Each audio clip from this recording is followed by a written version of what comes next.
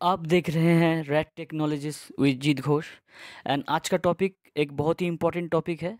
And today's topic is advancement in dual energy contrast enhance digital mammography. So ये एक advance imaging technology है, क्योंकि अभी के समय जो है अर्ली वुमेन का ब्रेस्ट कैंसर होने का चांसेस बहुत ज़्यादा बढ़ रहा है, जिसके वजह से अगर अर्ली वुमेन का ब्रेस्ट कैंसर अगर अर्ली स्टेज में डिटेक्ट नहीं किया जा सके तो फिर उस कैंसर को हम लोग बहुत अर्ली स्टेज में जो है क्योर नहीं कर पाएंगे। और अगर अर्ली स्टेज में कैंसर को डिटेक्ट करके क्योर नहीं कर पाएंगे तो फिर उस वुमेन का जो है कैंसर का क्यूरिटी रेट बहुत घट जाएगा, और वो कैंसर जो है बाद में जाके वो मेलिग्नेंसी का रूप ले लेगा। तो जिसके वजह से it is very important to detect diagnose the breast cancer in early stage in a early age women. तो जिसके वजह से जो है हमारा ये dual energy contrast enhance digital mammography बहुत ही इम्पॉर्टेंट रोल प्ले करता है। आज के इस टॉपिक में हम लोग जानने जा रहे हैं कि ये digital mammography, advance mammography, dual energy contrast enhance mammography का क्या इम्पोर्टेंस है एक अर्ली स्टेज कैंसर को डिटेक्ट करने के लिए इन अर्ली एज वुमेन। साथ ही साथ किस तरह से इसका एप्लीकेशन करके जो है वुमेन्स को फ़ायदा होने वाला है, वो अपने कैंसर से अपने आप को जो है बचा सकते हैं, कंप्लीटली कैंसर को वो अपना क्योर कर सकते हैं। साथ ही साथ क्या क्या एडवांटेजेस है इस इमेजेस का, किस तरह का जो है कैरेक्टराइजेशन में मदद करता है हमारा dual energy contrast enhance mammography, किस तरह से छोटा लीसन को डिटेक्ट करने में मदद करता है, क्या क्या एडवांटेजेस है इस इमेजिंग टेक्नोलॉजी का। और साथ ही साथ आप लोग जानेंगे कि क्या क्या लिमिटेशंस है, क्या क्या चैलेंजेस है और क्या क्या डिसएडवांटेजेस है डुअल एनर्जी मेमोग्राफी का, एनहांस कॉन्ट्रास्ट एनहांस मेमोग्राफी का। तो बेसिकली अभी के समय में जो ब्रेस्ट का डिजीज़ होने का चांसेस बहुत ज़्यादा बढ़ जा रहा है, उसका मेन रीज़न है कि लाइफस्टाइल में परिवर्तन आना। क्योंकि अभी जो है वुमेन्स में या फिर मेन में भी हम लोग कहेंगे कि जो लाइफस्टाइल चेंजेस हो रहा है, उस लाइफस्टाइल चेंजेस होने के वजह से जो है कैंसर होने का चांसेस बहुत ज़्यादा बढ़ जा रहा है ब्रेस्ट में। तो जिसके वजह से जो है कभी कभार अगर अर्ली स्टेज में ब्रेस्ट कैंसर का पता नहीं लग सकेगा तो फिर बाद में जाके बहुत दिक्कत में पड़ जाते हैं पेशेंट। तो इसीलिए जो है पेशेंट को अर्ली डिटेक्ट करना बहुत ज़रूरी है। तो जनरली या फिर प्राइमरीली हम लोग जो एग्जामिनेशन का यूज़ करके ब्रेस्ट का कैंसर को आइडेंटिफाई करते हैं वो है मेमोग्राफी। स्क्रीनिंग मेमोग्राफी का हम लोग यूज़ करते हैं ब्रेस्ट कैंसर को डिटेक्ट करने के लिए। और कभी कभार ऐसा होता है कि जो हमारा ट्रेडिशनल मेमोग्राफी है, स्क्रीनिंग मेमोग्राफी है, उसमें डिटेक्ट नहीं हो पाता है, क्योंकि ब्रेस्ट एक प्रकार का नहीं होता है। हर एक ब्रेस्ट का एनाटमी अलग अलग होता है। एनाटमी इन द सेंस हर एक ब्रेस्ट जो है अलग प्रकार के होते हैं, अलग टाइप्स के होते हैं। जैसे कि कोई ब्रेस्ट बहुत सॉफ्ट होता है क्योंकि उसमें फैट का जो परिमात्रा है वो ज़्यादा होता है, और कुछ कुछ ब्रेस्ट जो है ऐसे होते हैं जिसमें जो है मसल्स बहुत ज़्यादा होते हैं, जिसको हम लोग कहते हैं कि डेंस ब्रेस्ट। मतलब ब्रेस्ट बहुत स्टीफ होता है, मस्कुलर उसमें ज़्यादा होता है ब्रेस्ट। ब्रेस्ट एकदम सॉफ्ट नहीं होता है, स्टिफनेस उसमें बहुत ज़्यादा होता है because of the density of the muscle. The dense breast हम लोग कहते हैं। तो ये डेंस ब्रेस्ट में जब कोई छोटा लिसान बनता है तो वो लिसान को जो है ट्रेडिशनल मेमोग्राफी में जो है दिखाई नहीं देता है, क्योंकि डेंस ब्रेस्ट में हर एक टिश्यू को, हर एक लिगामेंट्स को, हर एक सराउंडिंग स्ट्रक्चर ऑफ ब्रेस्ट को अच्छी तरह से अलग अलग तरह से अलग अलग कॉन्ट्रास्ट में दिखाना ट्रेडिशनल मेमोग्राफी के लिए कभी कभार संभव नहीं हो पाता है। जिसके वजह से अर्ली स्टेज में डायग्नोसिस करना भी संभव नहीं हो पाता है पेशेंट का।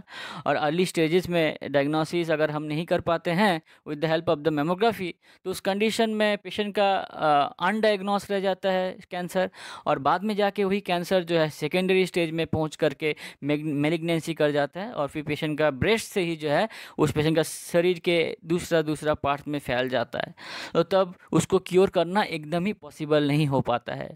हमारा मकसद ये है कि ब्रेस्ट कैंसर को अर्ली एज वुमेन में के शरीर में जो है ब्रेस्ट में अर्ली डिटेक्ट किया जा सके और अर्ली डिटेक्ट करके जो है उन्हें अर्ली ट्रीटमेंट दिया जा सके और अर्ली ट्रीटमेंट दे करके हमें उस ब्रेस्ट कैंसर को कम्प्लीटली क्योर किया जा सके। ये हमारा हर वक्त जो है इंटेंशन होता है। तो इसीलिए जो है हमारा ये एडवांस इमेजिंग टेक्नोलॉजी हम कहेंगे या फिर हम लोग कहेंगे कि एडवांस मैमोग्राफी हम लोग का इंट्रोड्यूस हुआ है, जिसको हम लोग कहते हैं dual energy contrast enhance digital mammography. मैंने पिछले क्लास में जब आप लोगों के साथ डिस्कस किया था डुअल एनर्जी इमेजिंग के विषय में, तब मैंने आपको इसके विषय में बताया था। इसके विषय में अगर आपको और भी जानना है तो मेरा बुक को आप लोग फॉलो कीजिए, that is a radiology renaissance unleashing advancement and queries. ये बुक में आपको बहुत सारे मॉडर्नाइज टेक्नोलॉजीज़ के विषय में आपको जानने के लिए मिलेगा, एडवांस इमेजिंग टेक्निक्स के विषय में जानने के लिए मिलेगा, जो आपको अपडेट करेगा इस अपडेट ज़माने में। तो जल्दी से इस वीडियो के लिंक में जाइए और लिंक में इस बुक का परचेस लिंक है, उसको क्लिक करके ये बुक आप लोग परचेस कीजिए और इस बुक को पढ़ के अपने आप को बाकियों से थोड़ा अलग बनाइए।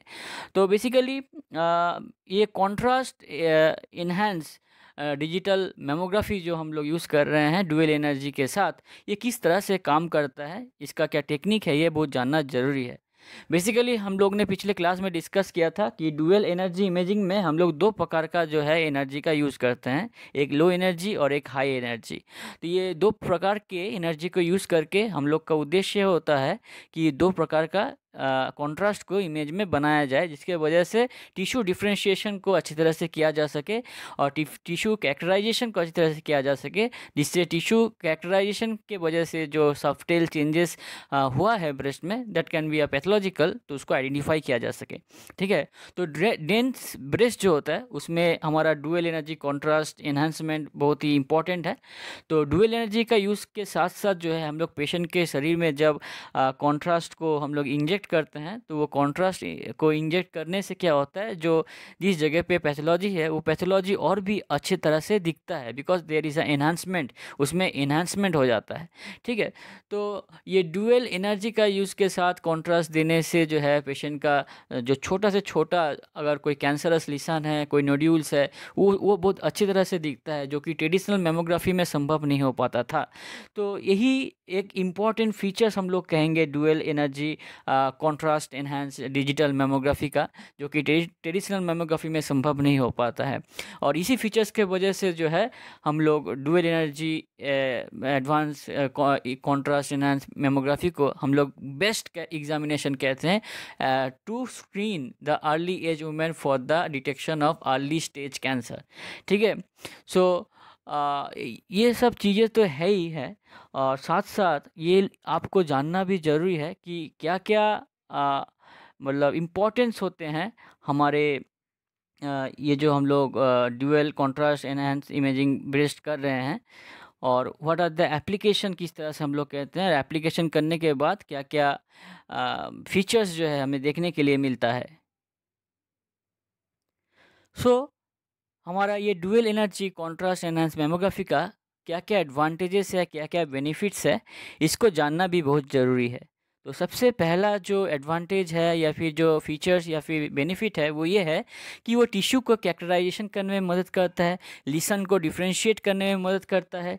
ब्रेस्ट का जो सराउंडिंग स्ट्रक्चर में अलग अलग टिश्यू है, फैट है, लिगामेंट है, कार्टिलेज है, उसको अलग अलग कॉन्ट्रास्ट में दिखाता है, इसके वजह से प्रॉपर डिफ्रेंशिएट करके जिस जगह पे एग्जैक्ट पैथोलॉजी है उसको हम लोग देख सकते हैं। साथ ही साथ डुअल एनर्जी का यूज़ करते हुए जो है हम लोग पेशेंट का ब्लड स्ट्रीम में कॉन्ट्रास्ट को इंजेक्ट करके हम लोग ये डिटेक्ट कर सकते हैं कि वो जो लिसान अगर दिख रहा है या फिर जो पैथोलॉजी ब्रेस्ट में है वो किस तरह का पैथोलॉजी है, उसका कैरेक्टरिस्टिक कैसा है, उसका मॉर्फोलॉजी कैसा है, वो कैंसरस है कि नहीं, वो मेटास्टैटिक है कि नहीं, बिनाइन स्टेज में है कि नहीं, वो लिसान मतलब भस्कुलर उसमें भस्कुलरिटी है कि नहीं। ठीक है, all this information can be gathered with the help of the single imaging technique, that is a digital dual contrast enhanced mammography, जो कि ट्रेडिशनल मैमोग्राफी में एकदम संभव नहीं है। तो इसी के वजह से जो है हमारा dual energy contrast enhance digital mammography का इंट्रोडक्शन हुआ है। लेकिन इतना सारा इम्पोर्टेंस के साथ साथ जो है ये dual energy contrast enhance imaging जो है रेडियोलॉजिस्ट को बहुत सारा एडिशनल इंफॉर्मेशन को प्रोवाइड करता है। इसके वजह से रेडियोलॉजिस्ट के लिए जो लिसान या पैथोलॉजी दिख रहा है उसको अच्छी तरह से रीड करके एक डिटेल्ड रिपोर्ट बनाने में जो है मदद करता है हमारा ये एग्जामिनेशन या ये टेक्नोलॉजी, जिसके वजह से जो है हम लोग प्रॉपरली जो है पेशेंट को as per the condition of the patient हम लोग ट्रीटमेंट दे सकते हैं। तो इतना सारा इम्पोर्टेंस तो है ही, लेकिन जैसे हर एक चीज़ का इम्पोर्टेंस होता है, क्लिनिकल एप्लीकेशंस होता है, उसी तरह से जो है चीज़ों का जो है टेक्नोलॉजी का कुछ ना कुछ चैलेंजेस ज़रूर होते हैं, कुछ ना कुछ डिसएडवांटेजेस ज़रूर होते हैं। तो ठीक इसी तरह से हमारा dual energy contrast enhance mammography का भी डिसएडवांटेजेस है। जैसे कि सबसे पहला डिसएडवांटेजेस ये है कि इट इज़ वेरी कॉस्टली। ये थोड़ा बहुत कॉस्टली होता है because it is advance imaging technology. ये हर एक जगह पे इजीली अवेलेबल नहीं है, क्योंकि इसको यूज़ करने के लिए इसको यूज़ करके पेशेंट को एग्जामिन करने के लिए you need a expert hand, you need a training, जो कि सबके पास होता नहीं है। ठीक है, इसीलिए मैं आपको ये टॉपिक आपको बता रहा हूँ, जिससे आप लोग भी आगे जाके एक्सपर्ट बने।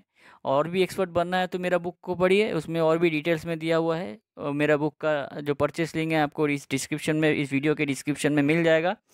तो दूसरा जो चीज़ है, जो रिपोर्ट्स प्रोड्यूस करते हैं हमारा ये जो मेमोग्राफी है, digital enhance contrast enhance mammography, तो ये रिपोर्ट्स को रीड करने के लिए या फिर इंटरप्रिटेशन करने के लिए एक्सपर्टीज़ होना बहुत ज़रूरी है, और साथ ही साथ जो है प्रॉपर नॉलेज होना बहुत ज़रूरी है कि इस टेक्नोलॉजी के मदद से जो इमेजेस हमें दिख रहा है वो इमेज किस तरह से अलग है मेमोग्राफी, ट्रेडिशनल मेमोग्राफी के कंपैरिजन में, क्या क्या फीचर्स उसमें दिखाई देता है, क्या क्या लिमिटेशंस है इसका। तो ये सबको रीड करने में भी जो है एक्सपर्टीज लगता है, नहीं तो फिर आपका फॉल्स पॉजिटिव रिपोर्ट आ सकता है। और यही सब जो है मेन आपका डिसएडवांटेजेस है डिजिटल एनहांस कॉन्ट्रास्ट मेमोग्राफी का। और एज बिकॉज हम लोग digital enhance mammography, contrast enhance mammography में हम लोग कॉन्ट्रास्ट का यूज़ कर रहे हैं, तो कॉन्ट्रास्ट का खुद एक रिस्क होता है। ये हमें पता है कि अभी हम लोग आइसोऑस्मोलर या फिर लो ऑस्मोलर कॉन्ट्रास्ट यूज़ करते हैं, लेकिन फिर भी जो है एक रिस्क रहता ही है कि कभी कभार कोई ना कोई पेशेंट को कॉन्ट्रास्ट से होने वाला एनाफाइलेक्टिक रिएक्शन हो ही सकता है। तो this is all about this topic. ये टॉपिक अगर आपको पसंद आए तो चैनल को जल्दी से सब्सक्राइब करके अपने दोस्तों के साथ शेयर कर लीजिए। और अगर इसी टॉपिक को और भी डिटेल्स में पढ़ना है तो फिर मेरा बुक को पढ़िए, radiology renaissance on leasing advancements and query. और इस बुक का डिस्क्रिप्शन, इस बुक का जो लिंक है, परचेस लिंक है, इस वीडियो के डिस्क्रिप्शन में आपको मिल जाएगा। तो आज का टॉपिक यहीं पे ख़त्म करते हैं, फिर मिलते हैं नेक्स्ट क्लास में। Thank you.